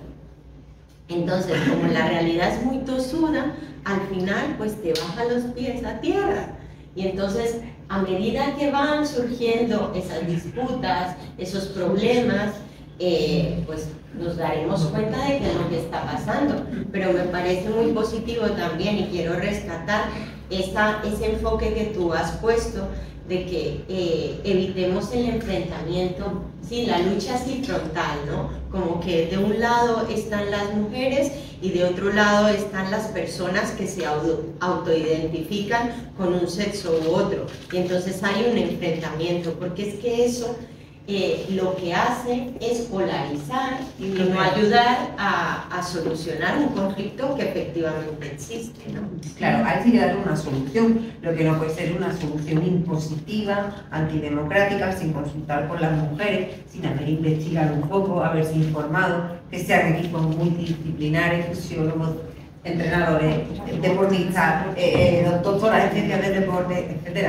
Y claro, efectivamente, al final lo que pasa es, esto es como en un trabajo en el que el jefe favorece a unos sobre otros. Casi nunca se le echa la culpa al jefe, ¿eh? ¿Te das cuenta que al final se pelean entre ellos? Pues esto es igual. ¿Quiénes tienen que hacer las políticas de deporte? ¿Quiénes tienen que hacer las leyes, no? Esos son los que están llevando la a responsabilidad la en las federaciones y en Claro, en los dirigentes de las federaciones y en los que hacen las normas, porque si la ley trans, por ejemplo, permite que compitas con el sexo registral, ¿qué hacemos? No podemos hacer nada. Una persona se te presenta con sexo femenino y tú la tienes que dejar entrar en la categoría. Claro. Entonces, bueno, y luego otra cosa, o sea, no todas las personas trans están de acuerdo con esto. Que parece que todas las personas trans estén de acuerdo con esto, y no es así. y no pregunto. Sí. Para hacer una reflexión. Las personas trans no son conscientes de esa superioridad física, biológica en competición, y si lo son, no tienen el honor deportivo de coger y decir, oye, no estoy de acuerdo en este aspecto a nivel deportivo, crear una categoría mixta en la que no haya problemas, porque efectivamente no es justo el tipo de competición que estamos haciendo. Pues habrá algunas que sí y otras que no. Claro, pero lo que no podemos hacer es a ella misma tratarían de tránsfuga. Porque si no, claro, cuestionarlo, o cuestionar, o poner sobre la mesa cualquier tema, la ley, de verdad, sobre la ley de autodeterminación legal, pone eso. Eso es. O sea, llaman transfobas a las mujeres trans que no están de acuerdo con la incorporación de varones en las categorías femeninas. Claro, es que además la ley Mordaza no es solo la ley Mordaza, sino es la ley, la mordaza social, el señalamiento, la censura, el aislamiento. Exactamente, eso. Entonces, habrá personas trans que consideren que lo más honesto es competir en sus categorías por sexo. Habrá personas trans. Yo conocí hace poco a una chica trans que es futbolista y ciclista y me decía, yo compito en categoría femenina porque como no tengo un buen rendimiento, pues no molesto a nadie, no le quito ninguna categoría a nadie. Pero si compitiera y tuviera buen rendimiento, yo me quitaría del medio, porque es el sacrificio de las mujeres. Pero claro, estamos hablando de competiciones provinciales, autonómicas, no hay patrocinio, no hay dinero, no hay becas, o sea, no. Que también se puede estudiar esa vía, pues sí, pero si yo lo que digo es que se estudie, no que se imponga. Eso es lo que yo creo. Que se busquen soluciones, claro, alternativas para todos. Y hay que hacer presión. Sí, pero si nos dejamos... Bueno. Y cuando hay competiciones, concursos y todo para los trans solamente no quieren competir. No, están por ellos y no quieren hacer. Es una cosa curiosa, se hizo una competición en Alemania, no se presentó nadie. ¿Cómo se hizo? Una competición de natación en Alemania para personas trans y no se inscribió nadie. Bueno, dice algo, parte de sentido. Dice algo. Sí, pero bueno, eso ya es teorizar un poco, pero al fin y al cabo... Yo no sé si hay datos que yo no conozco y hay otras explicaciones. La única explicación que yo escuché es que los colectivos decían que eso era como señalar la diferencia y estigmatizar y tratar como si fuera María y tal. Porque en el fondo no quieren ni llamarse mujer trans, solo quieren ser mujeres. Es como... Es el próximo... Ese es el problema, y es un problema más de disforia o lo que sea, o te vas a ver, pero sí, porque si no eso sería una solución muy evidente. Claro, bueno, Ana. Dos cosillas. Primero, justo lo que acabas de decir de la chica que tú has conocido diciendo de que no es un problema porque no tiene marca. Ya, pero eso es abrir la puerta a la que sí que tiene marca. Claro, porque si esta persona puede, ¿por qué no puedo yo? Por lo tanto, yo con esto no me vale como argumento, ya lo siento. Y otra cosa, un poco por salirnos del tema y bueno, preguntarte por la situación actual, porque bueno, yo viniendo para acá, me llamó una amiga y me preguntó, ¿qué vas a hacer esta tarde? Y dije, pues voy a una conferencia sobre mujeres y deporte. Y dice, ¿y qué? ¿Vais a hablar que porque las mujeres son más flojas? Y yo digo, ¿cómo? Mi amiga no es feminista, ha quedado claro, ¿verdad? y bueno, ¿cómo está la situación actualmente en el ámbito escolar? Porque ya sabemos que las niñas, tú lo has dicho en tu ponencia, ¿no? De que sobre todo en la adolescencia las chicas se salen de practicar el deporte, dejan de practicar el deporte, ¿no? Luego viene el tema pues, de diferentes peligros que pueden correr, el tema de abuso, lo vimos hace poco, pues también pues, el tema de Jenny Hermoso, que ha sido muy sonado. ¿Cómo crees que todo esto influye? Bueno, el bombo que se le está dando un poquillo ahora al tema del fútbol femenino en general, ¿tú crees que está cambiando la situación de de participación de las mujeres en el deporte realmente, y en los colegios se ve más niñas practicando el deporte, o seguimos con el mismo modelo de que el patio es para los chicos? Perdona, pero es como factores en la cabeza. Hace 2 semanas que hice además mi oposición a la plaza de titular de universidad y el tema que me salió fue ese. O sea, lo tengo todo tranquilo. A ver si me acuerdo. También el tema trans y ver la situación. Voy poquito a poco porque además tengo muy mala memoria. Vamos a ver, primera cosa. ¿Estamos consiguiendo que haya más mujeres en el deporte? Creo que estamos consiguiendo masculinizar a las pocas que hay. No. ¿Sí? Sí. Porque ahora solo quieren hacer fútbol. Y yo cada vez veo más estudiantes en los grados con ese perfil. Llegan a cuarto y no saben lo que es la gimnasia rítmica, los alumnos de cuarto de grado. No saben, pero ellas tampoco lo saben, lo que es. Entonces, a mí me da la sensación que tanto fútbol, tanto varón, tanta testosterona, tanto entrenamiento, tanto rendimiento, tanto sitios, saltius, fortius, lo que está es masculinizando a las chicas que se interesan por el deporte. ¿Vale? Y luego lo de flojas, eso es otra lucha, ¿no? Es culpabilizar a las chicas de que todos los factores sociales están en contra de que hagan ejercicio y de que si lo hace es para estar buena, enseñar carnaza y estar a disposición de los varones para su placer, aunque sea el visual. Porque sufren abuso sexual y acoso sexual en las clases de educación física, principalmente, también por el profesorado, pero principalmente por parte de sus compañeros. Que las miran, que les dicen, que les hacen gestos, sonidos, imaginaos, ¿no? Entonces, yo con 14 años, que cada vez que pongo deporte, lo escucho en la radio, veo un periódico, no se habla de mujeres. Y cuando se habla de mujeres, se habla de la novia de Ronaldo, de la prima de no sé quién, de la que se va a operar los pechos, de lo mona que es Pilar Rubio, la niña que va a querer ser. ¿Sergio Ramos o Pilar Rubio? Hay que ser Pilar Rubio. ¿Vale? Si yo luego voy al instituto y el de educación física está todo el rato proponiendo actividades androcéntricas, en las que además las niñas nunca ganan, ¿a quién le gusta jugar a algo que siempre pierde? Después, el cuerpo, con la que nos vamos las mujeres, con el cuerpo y los estereotipos, ¿no? Tú haces deporte y te pones fuerte. Parece un macho. Tú lo que tienes que hacer es culo. Están los gimnasios así de chicas haciendo sentadillas como locas. Los chicos, pecho pollo. Las patitas así. Y las chicas, unas piernas, unos glúteos.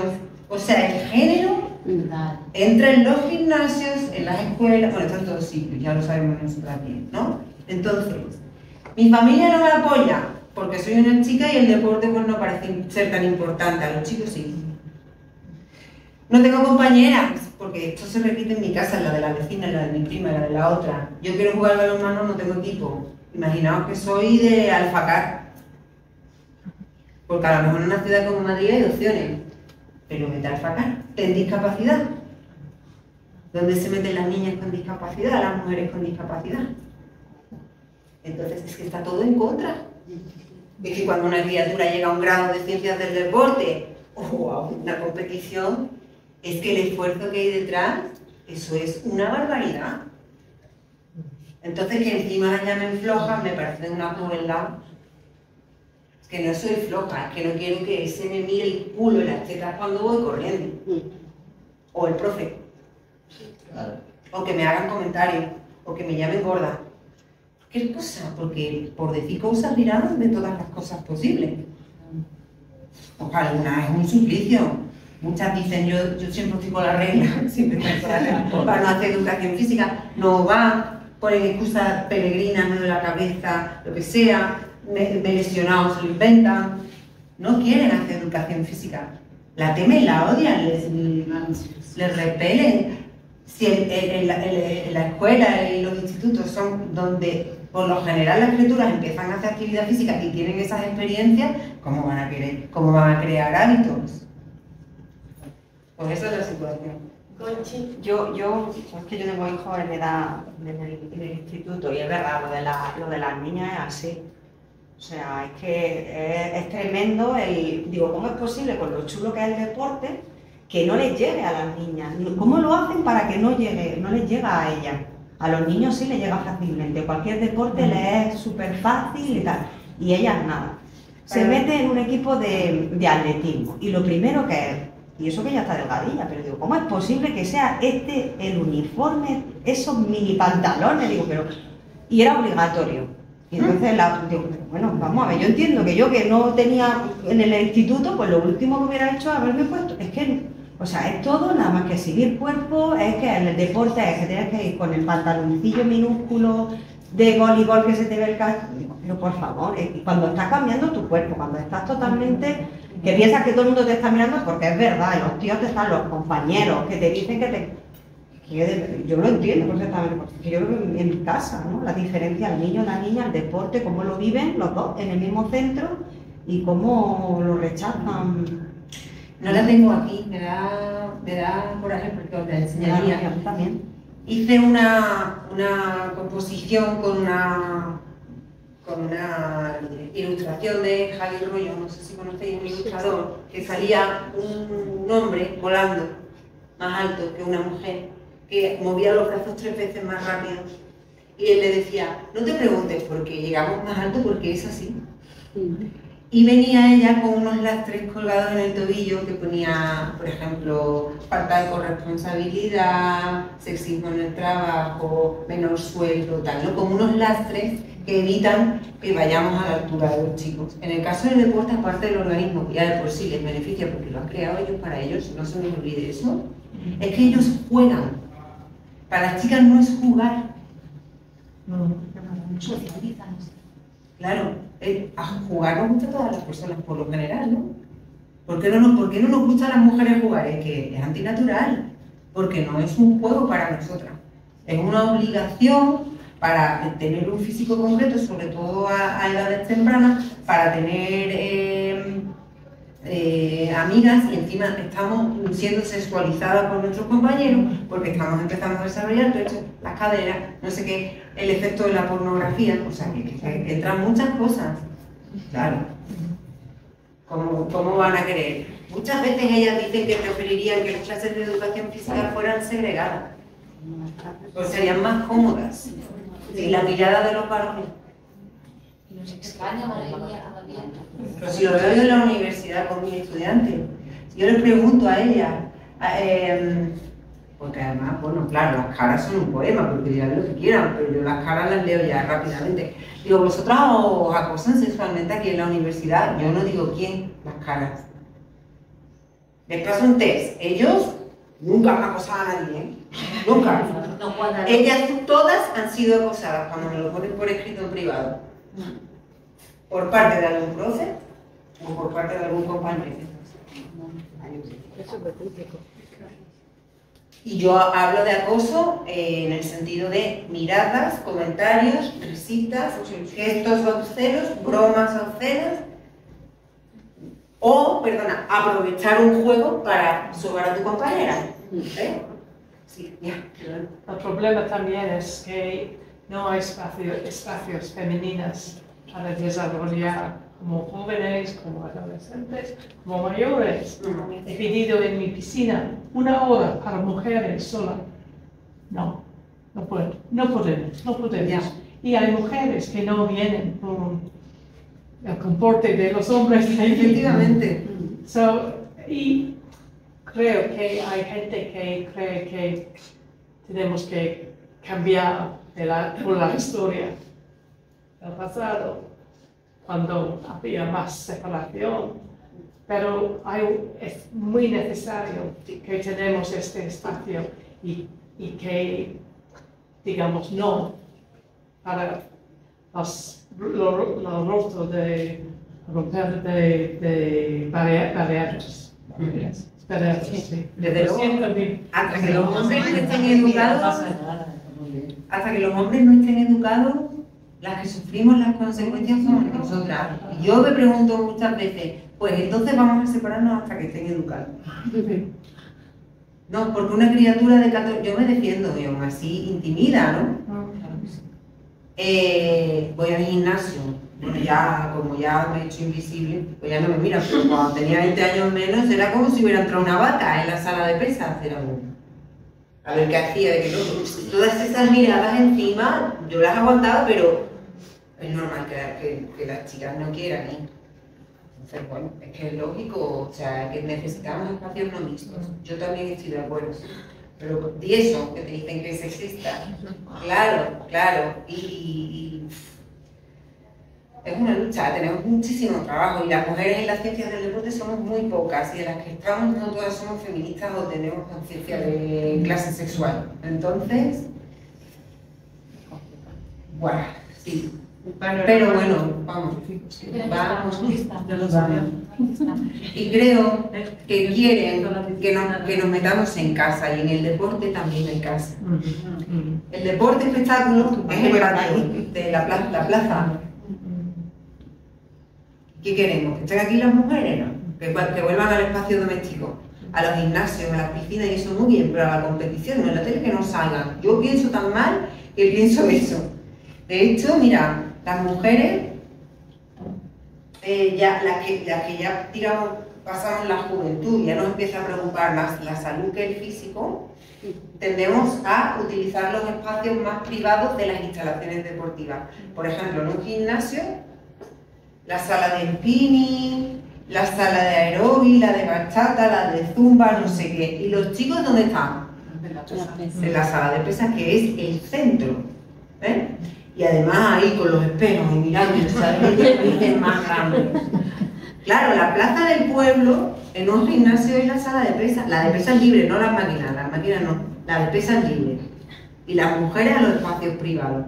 Las mujeres ya de cierta edad no quieren hacer ejercicio físico en un patio, quieren estar en un pabellón, porque es que se paran a mirarlas y a decirles cosas los señores de su edad principalmente, pero el que quieran.